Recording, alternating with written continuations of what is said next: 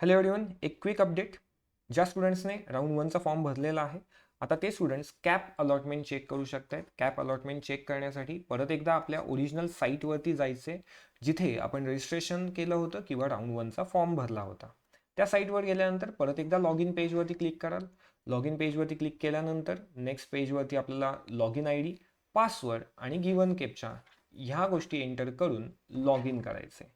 Log in केल्यानंतर आपल्याला front पेजला हा जो डॅशबोर्ड दिसतो, ॲडमिशन प्रोसेसचा हा जो डॅशबोर्ड दिसतो, त्याच्यामध्ये लेफ्ट साईडला तुम्हाला इथे दिसणार आहे कॅप ॲडमिशन. आता ह्या कॅप ॲडमिशनवरती क्लिक केल्यानंतर त्याच्या under we can observe CAP allotment status and CAP admission summary, ज्यामध्ये if you click on CAP admission summary, त्या केसमध्ये you will be able to observe given rounds. आता जसं की राऊंड 1 आत्ता चालू आहे, तर राऊंड 1च्या समोर जे कोणतं कॉलेज आपल्याला अलॉट झालं असेल किंवा नसेल झालेलं, जर एखाद्याला कॉलेज अलॉट झालं नसेल तर इथे त्यांना नॉट अलॉटेड असं येईल आणि समोर हे डॅश असं दिसेल. ज्या कोणत्या स्टुडंट्सना अलॉट झालेलं आहे त्यांना इथे अलॉटेड कॉलेज दिसणार आहे, कॉलेजचं नाव दिसेल. आपल्याला 1 ते 10 एवढे प्रिफरन्स एंटर करायचे होते, ज्यापैकी कोणतं ना कोणतं तरी कॉलेज तुम्हाला अलॉट झालेलं असू शकतं. नाव त्याच्या पुढे आत्ता इथे तुम्हाला दिसणार आहे नॉट ॲडमिटेड. त्याच्या पुढे जाऊन आपल्याला काही प्रोसेस करायचे आहेत, काही स्टेप्स फॉलो करायचे आहेत, ज्यानंतर इथे ॲडमिटेड असं ऑप्शन दिसेल. त्यासाठी काय करायचं आहे, त्यासाठी आता क्लिक करायचं आहे अलॉटमेंट स्टेटसवरती. अलॉटमेंट स्टेटसवरती क्लिक केल्यानंतर फर्स्ट एक पेज दिसेल, ज्या पेजवरती तुम्हाला तुमची ओव्हरऑल इन्फॉर्मेशन दिसणार आहे, जे आत्ता मी इथे स्क्रीनशॉटमध्ये घेतलेलं नाही आहे. पण त्या पेजवरती जसं तुम्ही स्क्रोल डाऊन कराल तसं तुम्हाला खाली हा एक डॉक्युमेंटचा सेक्शन दिसेल. ज्या स्टुडंट्सने ह्याच्या आधी डॉक्युमेंट अपलोड केलेले नाही आहेत, तर त्या स्टुडंट्सना आता इथे डॉक्युमेंट अपलोड करायचे असतील. 10th स्टँडर्डचं मार्कशीट असेल, स्कूल लिव्हिंग सर्टिफिकेट असेल आणि अंडरटेकिंग, हे सगळ्यांसाठीच आहे.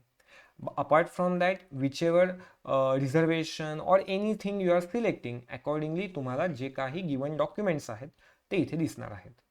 त्यानंतर आता इथे तुम्हाला दिसतंय इथे अपलोडचं बटन ॲक्टिवेटेड नाही आहे, कारण ही प्रोसेस उद्यापासून स्टार्ट होते.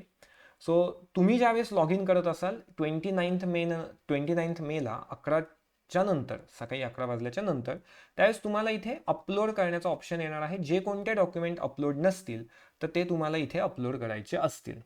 लास्ट टाइम पण मी हे अपडेट केलं होतं. जर ह्यापैकी कोणतेही डॉक्युमेंट तुमच्याकडे अवेलेबल नाही आहेत तर त्या केसमध्ये you have to upload this undertaking. आता हे अपलोड केल्यानंतर इथे तुम्ही बघू शकताय प्रोसीड फॉर ॲडमिशन हा जो ऑप्शन आहे, हा बार आता इथे ॲक्टिवेट झालेला असेल प्रोसीड फॉर ॲडमिशनचा. तो त्याला क्लिक करायचं आहे only if you are sure about taking admission in given allotted college. म्हणजे जे कोणतं कॉलेज तुम्हाला अलॉट झालेलं आहे त्या कॉलेजमध्ये जर तुम्हाला ॲडमिशन घ्यायचं असेल तरच तुम्हाला प्रोसीड फॉर ॲडमिशन करायचं आहे. एखाद्या स्टुडंटला जे अलॉट झालेलं कॉलेज आहे ते नको आहे, वेट करायचं आहे, नेक्स्ट राऊंडसाठी वेट करायचं आहे, then do not click on proceed for admission. ठीक आहे. तुम्हाला ह्या राऊंडला जे कोणतं अलॉट झालेलं कॉलेज आहे, जर तुम्ही प्रोसीड फॉर ॲडमिशनला क्लिक नाही केलं तर त्या केसमध्ये you will go to the next round. मग नेक्स्ट राऊंडला परत एकदा सेम प्रोसेस फॉलो करायची असेल. बट जे कोणतं कॉलेज अलॉट झालं आहे आणि तेच कॉलेज आपल्याला जर हवे असेल then you will click on proceed for admission. त्यानंतर कॉलेज एंड करून एकदा कन्फर्मेशन आलं की त्यानंतर इथे जे दिसतंय आत्ता प्रिंट अलॉटमेंट लेटर, तसं तुम्हाला इथे प्रिंट ॲडमिशन लेटर असं अवेलेबल होऊन जाईल. ज्यावेळेस कॉलेजकडून कन्फर्मेशन आणि तुमच्याकडून दोघांकडून कन्फर्मेशन मिळेल त्यानंतर इथे येणार आहे प्रिंट ॲडमिशन लेटर. त्यानंतर आपली ॲडमिशन प्रोसेस ऑनलाईन स्टेजला कंप्लीट झाली असेल. त्यानंतर काय करायचं असेल तर then you have to visit the respective college का ऑफिस.